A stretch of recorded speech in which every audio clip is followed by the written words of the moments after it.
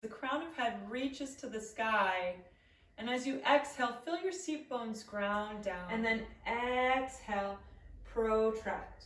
One more. Retraction, pulling in. Exhale, protract. And just set that block aside. And we're going to come into a 4-point kneeling position. So with your knees underneath your hips and your wrist underneath your shoulders, spread your fingers really wide and feel the connection of the earth beneath you. Untuck your toes so the tops of your feet are lightly on the mat. And softly engage the belly, just so we have a little bit of fire turned on. Feeling that, we're going to protract and retract, just like we did before. So just moving the shoulders, we'll retract as we breathe in, dropping the belly down, pull the shoulder blades together. And then we protract as we exhale, spreading the shoulder blades apart. So see if you can really tune into those micro movements as you breathe in, retract, just the shoulder blades move. And then exhale, protract, pushing through your hands. And you spread your fingers wide and feel the connection of the earth. As you breathe in, can you really tune into your body and have a soft engagement of the belly as your chest melts down closer to the mat. Press your hands into the mat. So you're drawing your elbows back towards your shoulder blades and pulling your shoulder blades together. Press your toes lightly into the mat so your legs are engaged, just for a soft back bend. We begin to release the neck as we roll the neck from side to side, half semicircle, and then finding stillness in your downward facing dog. Spread your fingers really wide so your knuckles are grounded into the mat, and then hug the thumbs to the midline. Pressing in your downward facing dog, can you lift up out of your forearms so they're reaching up to the sky and your shins and hamstrings are pulling towards the back of the room?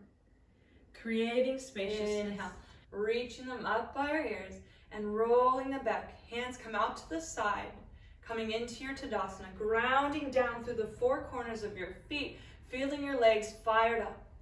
And then just check if you have a back bend going on here. Can you softly tuck in the front ribs to turn the belly on so you're fully standing in our Tadasana mountain pose. And feel the strength of your pose as you softly engage the belly and press through the balls of your feet so it feels like your thighs are glued to the ceiling.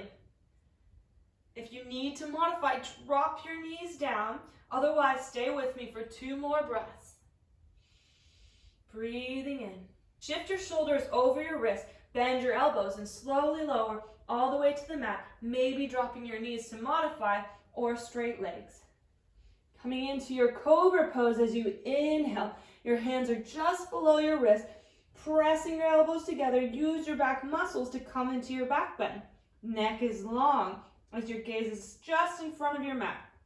Folding down, tuck your toes under, bend your knees, press back to your downward facing dog, belly down at a 45-degree angle, and you reach up to the sky for your warrior one.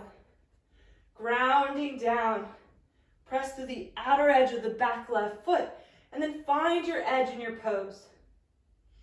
Take a big deep breath in and squeeze your hips together. Good. How are you feeling? Can you feel your feet like roots of the tree burning into the earth as you reach up expansive through the chest? Take another breath in. As you exhale, sweep your hands behind you, interlace your fingers, and on your inhale, look up to the sky as you pull your hands away from your bum, and then humble warrior. We'll dive to the inside of our right foot, bringing our forehead closer towards our shin, and just check if your outer right hip is bonking out. Can you tuck it back in and fold your forehead closer to your shin?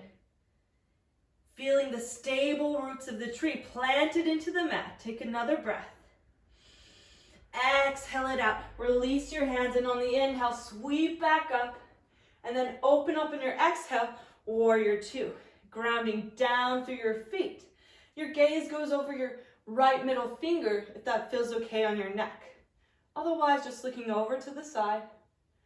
And then just check if your knee is going in a bit. Can you stack your knee over your ankle and really keep that integrity in your legs, lifting you up? Good. Then retract your shoulders, pull them up for spaciousness in the chest. Maybe a smile. Lift your right leg up to the sky. Bend your knee. Tiger curl it, step it forward. Coming into your crescent lunge this time on the ball of the back foot. Once you feel that stability in your low lunge, rise up to the sky. If you feel a bit wobbly, bend the left knee down. And just tuck your bum under so you have space for the pelvic ball to lift up to the sky and feel expansive. If you want a bit more of a challenge, straighten the back leg and press the glute up to the sky, feeling the fire. Can you breathe into your belly? And just notice if your mind is wandering, can you come back to your breath and be present with these poses? On your next exhale, bring your hands to your chest. And as you inhale, shift forward. On your exhale, you'll spin to the left side for a twist. If you want to drop your left knee down to modify, you're welcome to do so. Otherwise, press through the back foot and find your twist. And then just squeeze your hips together and check if you're dumping your chest onto your thigh. Can you lift up out of it using your belly? Take another breath, plugging into the back foot. Exhale it out. On your inhale, sweep your hands up to the sky. We'll exhale, diving them forward towards the mat. You can grab your block if you like, otherwise fingertips to the ground, coming into your standing splits, raising the back foot up. Right elbow comes to your right knee, extended side angle. Reaching your left hand around, cartwheeling it down, and plugging your shoulder in so I have one nice straight line between my leg and my body. And if you'd like some more extra support here, you can grab your block or water bottle, just place it to the inside of the right foot and let your weight go on it. Good. If you want a little bit more of a challenge, reach your right hand up to the sky, feeling the fire in your belly. Trikonasana, triangle pose. So you grab that block or water bottle if you have one. We're gonna move our hips back and notice how my hips turn towards the front, keeping a soft bend in the knee, and you can even shorten your stance here a bit so it's not so intense. Reach your right hand forward, and we'll come down to the block if you don't have a block to your shin, or if you want to challenge, reaching fingertips down to the mat, but keeping that integrity in the core so there's a lightness there, and you don't really need your hands because you're lifting up. Breathing in. Maybe your gaze goes up towards your left hand. And then retract your shoulders, pull them together. Feel the spaciousness in your interlace your fingers. Look up to the sky, press through your toes, and dive forward. Maybe keeping a soft bend in your knees so it's not so intense. Lengthening the crown. And leave your left hand in the middle, either on your block or right below your chest. Come to your fingertips. Reach your right hand up to the sky for a twist. Let the twist come from your thoracic spine rather than your hips.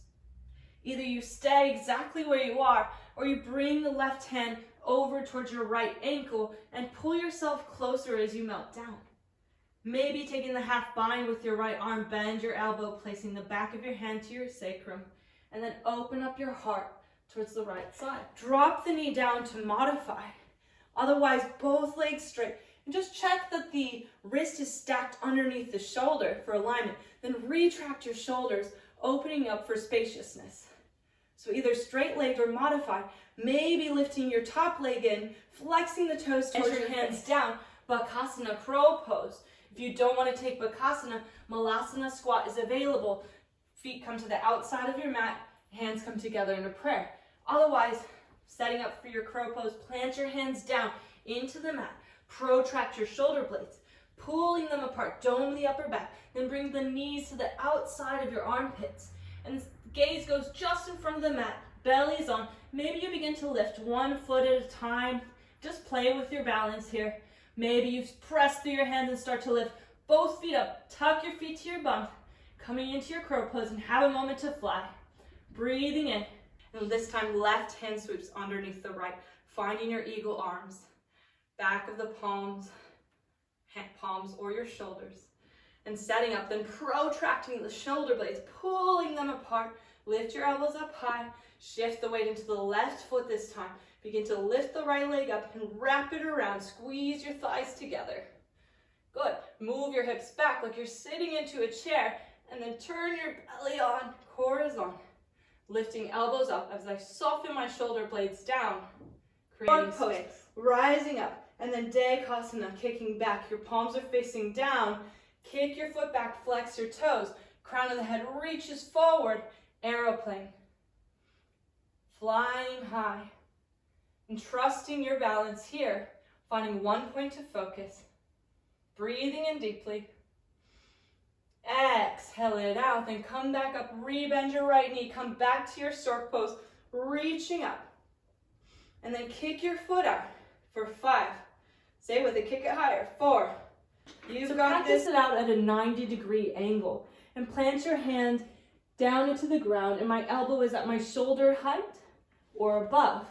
Bring the left hand towards your lower ribs and spin onto the right side of the body till you feel a sensation in between your chest and your armpit, a nice deep stretch, maybe draping the left knee across so your toes are just grazing the ground. Exactly what we just did, or maybe you come a bit deeper this time. If you want to go deeper, setting up the same exact way, and then lifting up, and then maybe you lift your hands up, maybe interlacing your fingers and opening up through the chest. My crown is reaching forward. If you still want more, maybe lift the legs, only if you have no back pain. Reaching into your back bend, feeling the spaciousness. Can you breathe in? Stay with me. And lifting up your chest first, and using those muscles to open up. And maybe you smile, kicking your legs, your toes out, and retract your shoulder blades, pulling them together so there's space in your chest. And then my hands can stay loose so I'm not straining in the neck. Drawing shoulder blades together, finding your Navasana pose. If this is too much and you really need some help, grab the back of your thighs. But maybe challenge yourself tonight. Really feel your belly on and support you. If you want a bit more, let's straighten our legs and go to the full version. Staying with me for 5, 4, 3, squeeze your belly, breathe in. 1 more, and then coming into our low boat. Point your toes and slowly lower your lower sacrum to the mat. Tuck your chin to your chest, and we'll rock and roll for something 5. More restorative. You can place your bum close to the wall and your legs just go up along the wall. Or you can place a pillow underneath your bum and just raise your legs up to the sky. If you want shoulder stand, Sarvangasana, then bring your forearms close to your ribs, and then you'll lift your feet up, bend your knees, and kick your feet up so your hands come along your lower back. And then raising your feet up into your shoulder stand, and notice how all of the weight right now is in my shoulders and my forearms, not in my neck. So I'm not straining the neck. There's plenty of spaciousness in the neck. Maybe pointing the toes and plug your hands into the mat, coming into fish pose. Point your toes, plug your forearms down so we're just on the top of the head. And then take a big breath in through your mouth. Exhale out through your mouth, lion's breath. We'll drape the right shin across the left thigh, and then thread our arms through the figure 4 to grab the back of the left thigh. And then we're pulling our right foot towards our body while we push the knee away. If you want a deeper stretch, flex your right toes towards your knee. And then just soften through the shoulders and the neck, thigh around your right thigh. Cactus out your arms and move your hips over towards the left, and then drop your knees over towards the right. Keep your left shoulder grounded down, and then coming into your twist, enjoying that and really feeling that twist in your thoracic spine. Take a deep, juicy breath in, softening down, just cultivating that peace in this present moment as you slow down your exhale. Reach my left hand over towards the right knee, and my right hand sweeps up towards the sky, flexing the left toes towards my face, and finding that beautiful spaciousness in my right side body as I begin to spin my heart up towards the sky. Maybe close your eyes here and really tune into the subtle intricacies that you're feeling in your body through these stretches. And maybe you deepen the stretch and reach over and grab your strap or your foot. Maybe you stay exactly where you are, breathing in deeply. Exhale slowly. One more. On your exhale, release out of it. Bring your right hand back towards the back edge of your mat and then spin onto the blade edge of your left foot.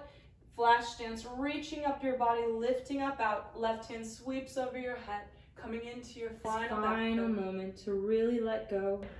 Close down your eyes and turn your gaze inwards. And just take a moment to tune into that inner peace and tranquility that you've created. And with a deep sense of gratitude to yourself for your efforts tonight, and a deep sense of gratitude to those that are practicing with us, namaste. Thanks, yogis. Such a pleasure practicing with you, and I can't wait to see you on the mat next time.